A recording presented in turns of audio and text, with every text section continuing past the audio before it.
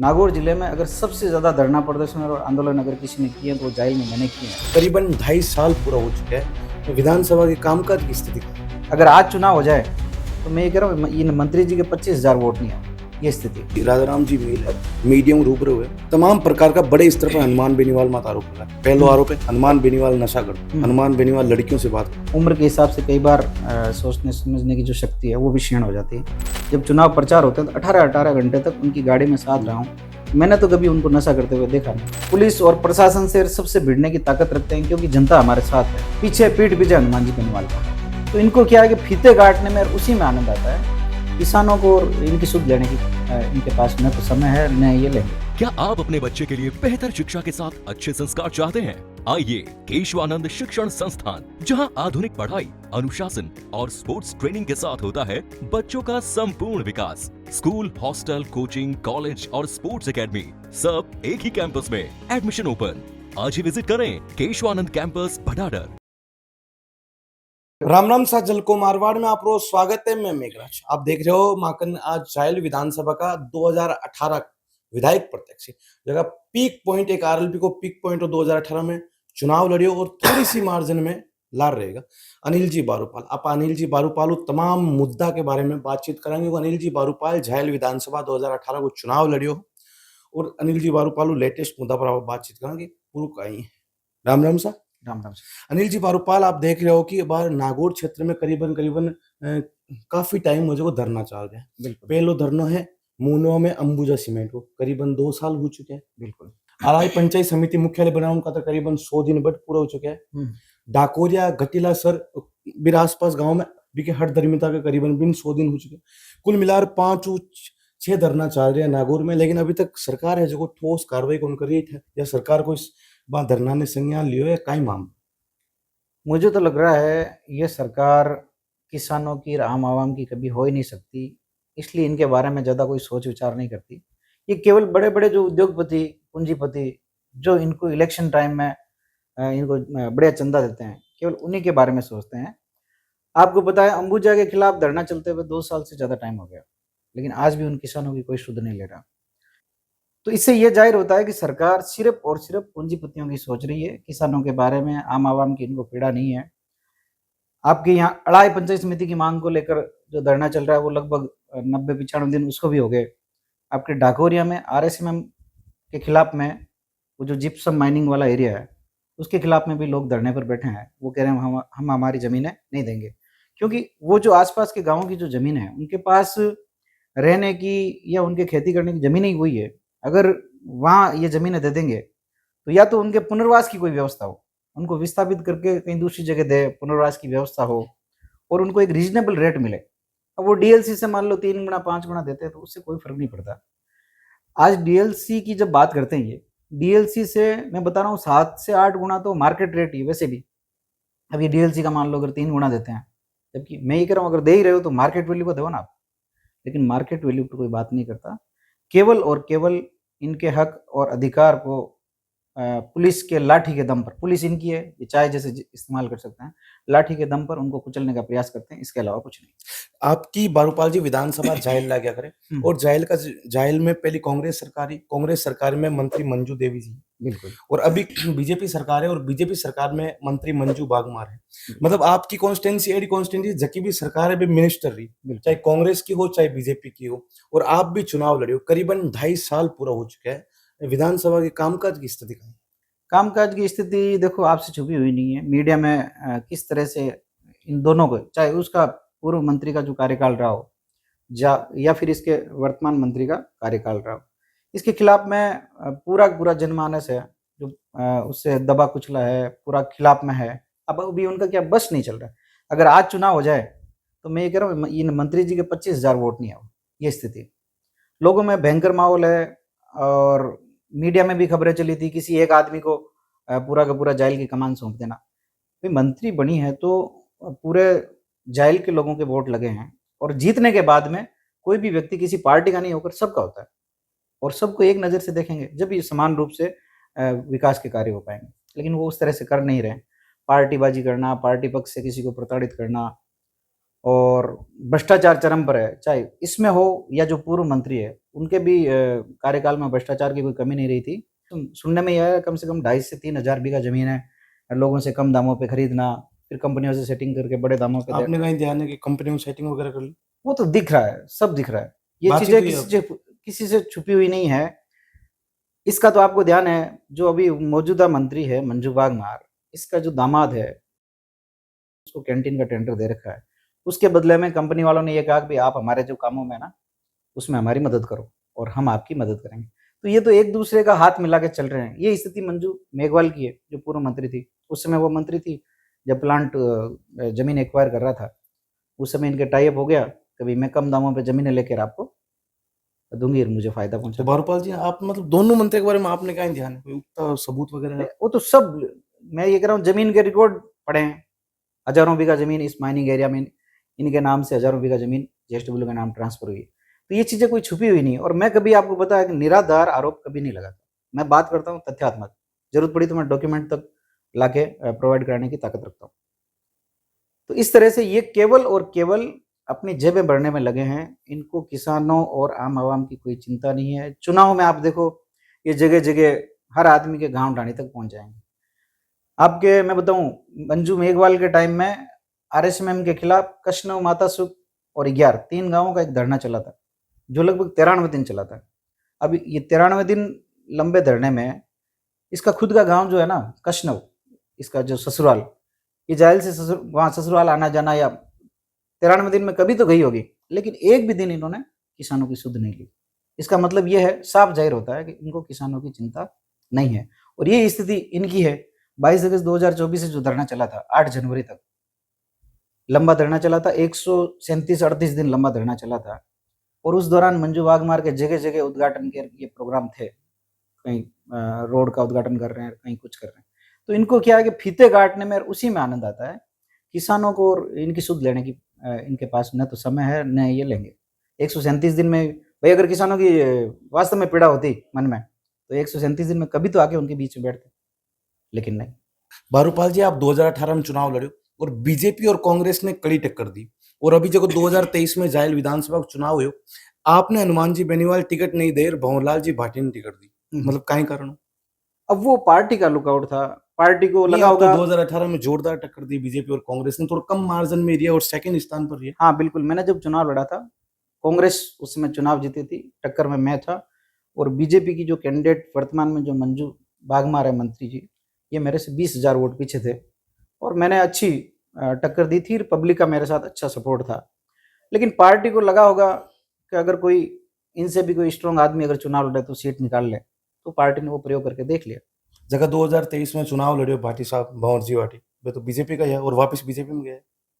अब वो तो देखो उनका है। जैसे मान लो जब चुनाव लड़ा उस समय तो पार्टी के सिंबल पे नहीं, लड़ा। खुले बताओ भारूपाल जी, मतलब काहे कारण रही होगा आपने टिकट भंग दी हो?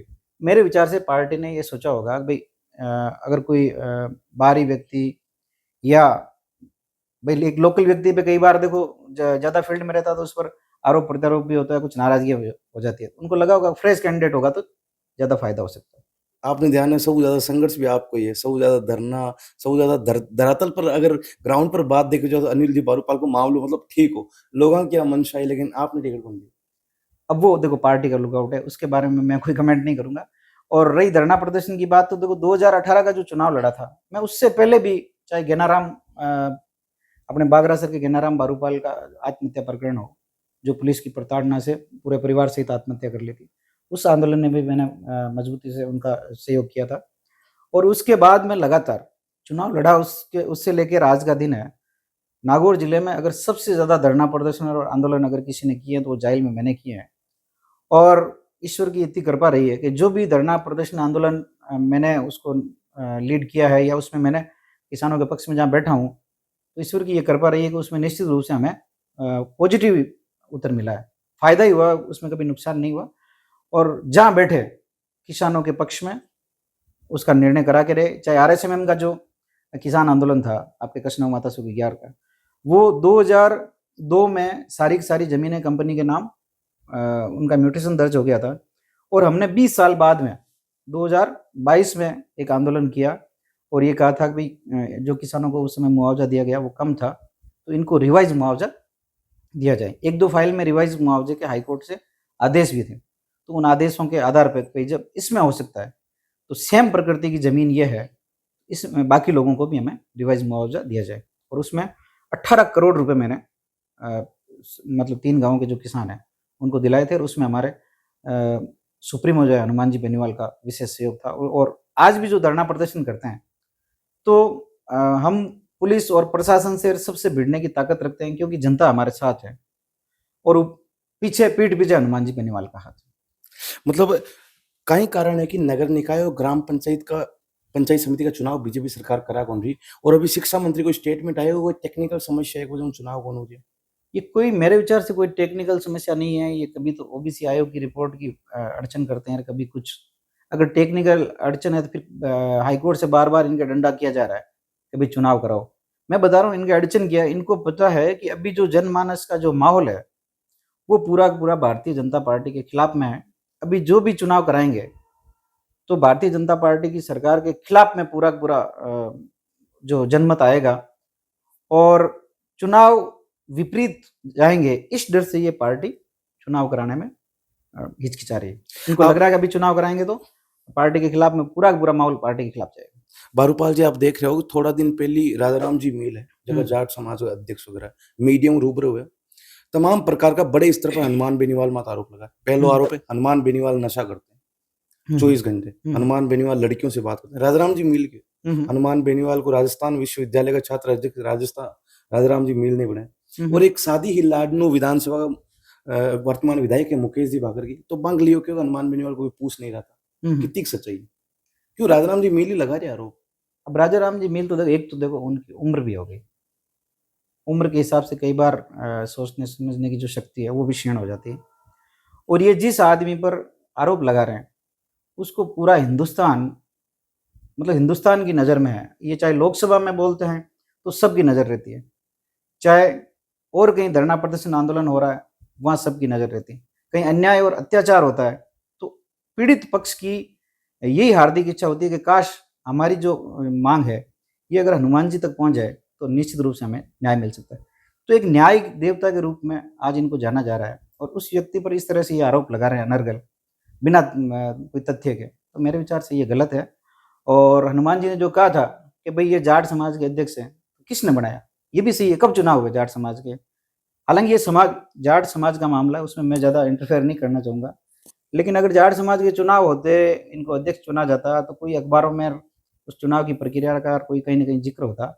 ये तो लंबे टाइम से बैठे हैं और चुनाव होते हैं तो भाई कितने टाइम, साल 2 साल 4 साल, कोई ना कोई कार्यकाल भी होता होगा, लेकिन नहीं, बन गए हम अध्यक्ष हैं।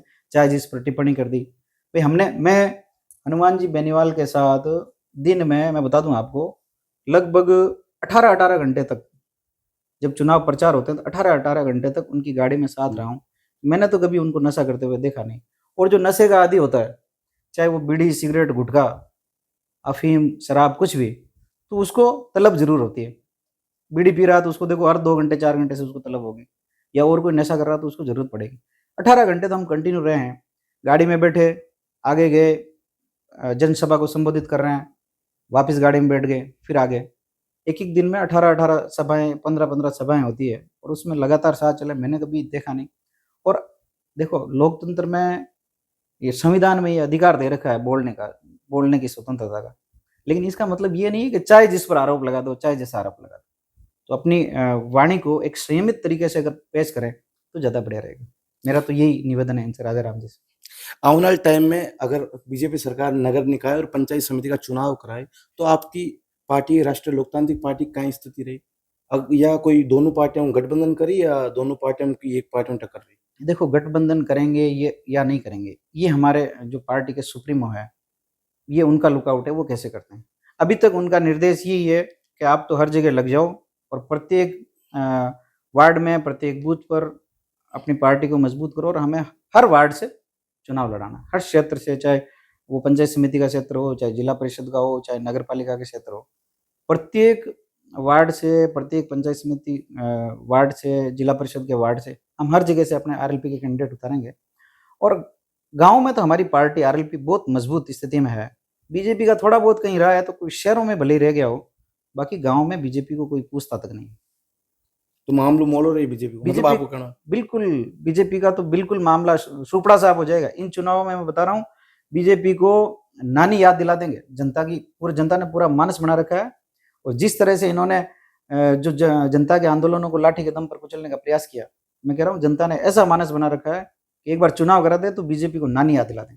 मतलब आरएलपी मतलब जोरदार तैयारी में है। बिल्कुल, आरएलपी मजबूत स्थिति में है। और गांव में मैं बता रहा हूँ, बीजेपी का कई जगह तो ऐसा, जैसे मेरे जायल में अभी जैसे नई पंचायत समिति बनी है, डे पंचायत समिति में 15 वार्ड है। मैं ये कह रहा हूँ 15 वार्ड में बीजेपी का खाता भी नहीं खुलेगा। मतलब आप कह रहे हो जो मामलो डन है। बिल्कुल, वहां केवल आरएलपी, कांग्रेस ने भी हालांकि क्या किया, एक वो वोट चोर गद्दी छोड़, मतलब इन्होंने, कांग्रेस भी अगर सही मुद्दों पर पकड़ के ढंग से इनका विरोध करते, लेकिन विरोध वाली स्थिति नहीं है। विपक्ष की भूमिका में अगर कोई कहीं लड़ते हुए नजर आ रहे हैं तो आरएलपी पार्टी के कार्यकर्ता और आरएलपी का शीर्ष नेतृत्व, आरएलपी के सुप्रीमो। इसके अलावा मैं बता रहा हूँ विपक्ष पूरी तरह से खत्म हो चुका है। मतलब आरएलपी मजबूत स्थिति में, आपको बिल्कुल कहना है? मजबूत स्थिति में है, और वो ये रिजल्ट भी दिख जाएगा जब चुनाव का परिणाम आएगा, उस समय देखना आप, बीजेपी का तो सुपड़ा साफ हो जाएगा। करीबन अभी भी 2.5 साल बाकी है सरकार ने, आपने उम्मीद है कामकाज हो, यार कामकाज हो रही है? नहीं, कामकाज कहाँ हो रहा, कामकाज होता तो जनता संतुष्ट होती। ये कभी कुछ कभी कुछ, कभी जैसे मान लो भी ये इजराइल वाला युद्ध चल रहा है, उसके बेस पर ये कभी गैस के दाम बढ़ा देंगे, कभी कुछ बढ़ा देंगे, इन पर शिकंजा कस देंगे। तो ये आम आदमी को परेशान करने का तरीका है, इसके अलावा कुछ नहीं है। और भारतीय जनता पार्टी केवल और केवल गरीब का, दलित का, मजबूर का, मजदूर का शोषण कर सकती है, उनके साथ खड़ी नजर नहीं आ सकती। आप यहाँ देखो, दलित अत्याचार की घटनाएं, जब जब भारतीय जनता पार्टी सत्ता में आई है, दलित अत्याचार की घटनाएं चरम पर है। सबसे ज्यादा दलित अपराध जो हो रहे हैं दलितों के साथ, वो भारतीय जनता पार्टी की सरकार में होता है। महिलाओं के साथ अन्याय और अत्याचार, भारतीय जनता पार्टी की सरकार। किसानों और मजदूरों पर, भारतीय जनता पार्टी की सरकार। अगर इनके खिलाफ में आप कहीं मोर्चा खोल के बैठोगे, धरना प्रदर्शन करोगे, आंदोलन करोगे, तो पुलिस की लाठी के दम पर दबाने का प्रयास करेंगे। इसके अलावा इनको कुछ आता भी नहीं है। ये केवल और केवल धर्म के नाम पर लड़ा के, जाति के नाम पर लड़ा के, केवल अब इनके पास इतनी राजनीति रह गई, इसी के आधार पर अपने ये वोटों को प्रभावित करके, ध्रुवीकरण करके और चुनाव में अपना उल्लू सीधा करते हैं। इसके अलावा इनके पास कुछ मुद्दा है ही नहीं। धन्यवाद। तो अब तमाम तरह की जायल विधानसभा पूर्व विधायक प्रत्याशी और आरएलपी का नेता अनिल जी बारूपाल आप बातचीत करी। और अनिल जी बारूपाल क्यों आने वाले टाइम में नगर निकाय और पंचायत समिति का चुनाव में पार्टियों ने मजबूत तरीके आरएलपी पार्टी है को टक्कर दी। तमाम तरह की बातचीत अनिल जी बारूपाल बताई, तमाम तरह के मुद्दा पर अनिल जी बारूपाल आपने बात करी। धन्यवाद। जय राजस्थान, जय राजस्थान। झलको